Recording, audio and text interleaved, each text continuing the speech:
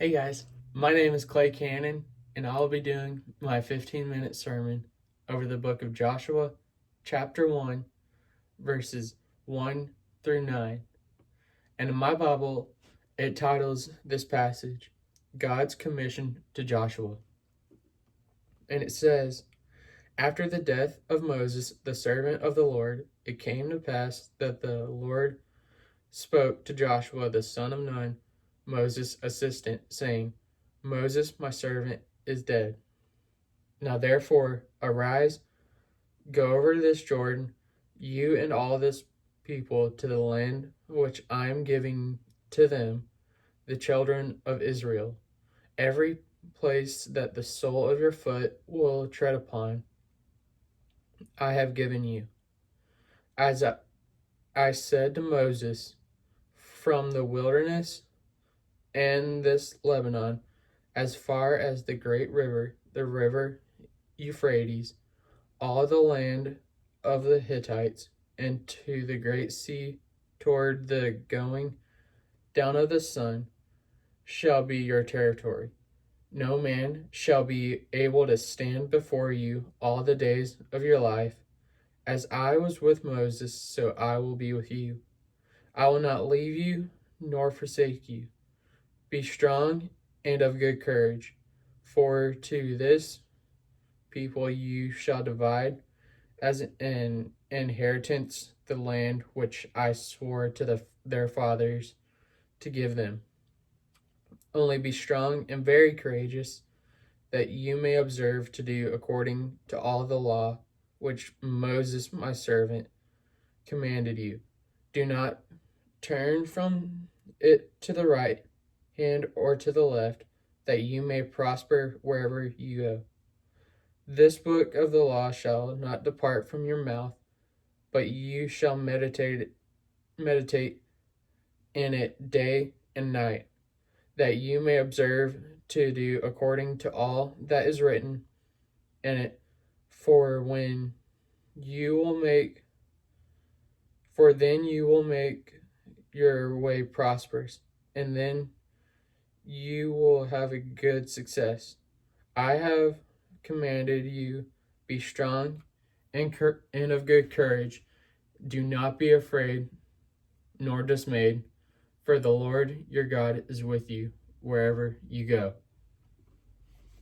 And the themes of this passage is talking about transitions that are happening, the picture of leadership that is being seen throughout this passage, encouragement that is being given in this passage, and the personal God that is being shown throughout the passage, Joshua 1 through 9. And in verse 1, we see three relationships. We see Moses and the Lord. Moses knows the Lord as master. The Lord knows Moses as servant. We see Joshua, the son of Nun, and Joshua's father's last name was Nun. Then we have Joshua and Moses. Joshua is his assistant, or you call him Joshua as Moses' vice president. Moses is Joshua's mentor, leader, or boss. Joshua has a good relationship with God, as you can see in verse 2, where it says, Moses, my servant, is dead. Now therefore arise and go over this Jordan, you and all this people, to the land which I am giving to them, the children of Israel. So we see the passing of the torch between Moses and Joshua of leadership. In verse 2, we see that Moses is dead. And it's a big change for Joshua and the people of Israel and the other leaders, because now it's Joshua in charge. And if we look in Deuteronomy, the last part of Deuteronomy, we see that it says, Now Joshua the son of Nun was full of the Spirit, for Moses had laid his hands on him So the children of Israel heeded him and did as the Lord had commanded Moses. But since then there has not arisen in Israel a prophet like Moses, whom the Lord knew face to face, and all the signs and wonders which the Lord sent him to do in the land of Egypt, before Pharaoh, before all his servants, and all his land, and by all that mighty power, and all the great terror which Moses performed in sight of all Israel. So in chapter 34, we see that Moses has died, and that Joshua is now going to lead the people. And then we see how God instructs Joshua through this process. We see a command being given where it says, arise, get up, get moving now. Where they're telling the people to, where God is telling Joshua about Moses being dead. And he says, now, therefore, arise, go over this Jordan, you and all the people, to the land which I am giving to them, the children of Israel.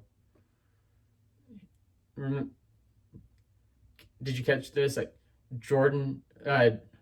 Joshua is going to the Jordan with the people. God didn't tell Joshua to go alone. God told him to bring the people. In other words,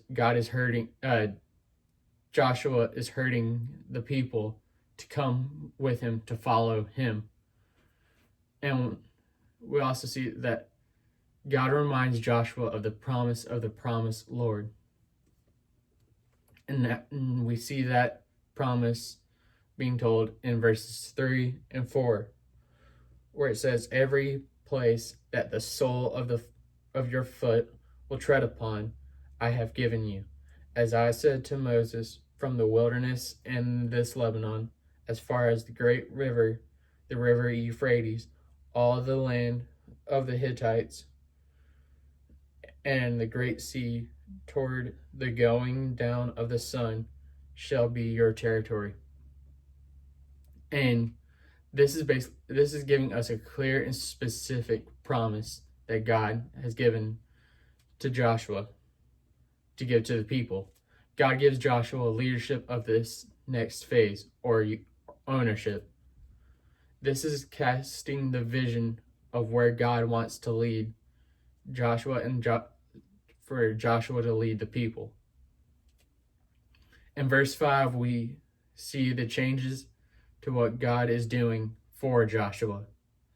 We see a command where he says, here's what you have to do now, how I will help you, and how I will help you. We see Joshua as you are the leader of the people, and the power comes from God. God reminds Joshua that God was with Moses, and now he's with Joshua. Because Joshua was Moses' assistant, Joshua trusted God, and he saw God work in himself. And in verse 5 it says, I will not leave you, I will not forsake you. That's the promise to Joshua, and that's a promise to us. In verse 6, we see the first instance of be strong and courageous. And it says, be strong and of good courage, for this people you shall divide as an inheritance the land which I swore to their fathers to give them. And it's basically talking about the grieving, the stress, and the overwhelmed fear. And it reminds us of the promise. In verse 7, it talks about only be strong and very courageous, and that you may observe to do according to all the law which Moses my servant commanded you. Do not turn from it to the right hand or to the left, that you may prosper wherever you go. It talks about being strong and courageous, but of being obey the law, keep moving forward, and don't get distracted while you're doing it. Meditate on the law continuously. And then we see in verse 9, the last, the third and final, be strong and courageous. And it says, have I not commanded you? Be strong and of good courage. Do not be afraid, nor be dismayed, for the Lord your God is with you wherever you go. And dismayed means to break down the courage completely, as by a sudden danger or trouble, disheartened through danger. And it means, what this verse means is the strength comes from God. And this verse is popular on shirts, mugs, etc. And we repeat this through all sorts of just like posts, Bible reading through the Bible, or even through small groups. Thank you for listening.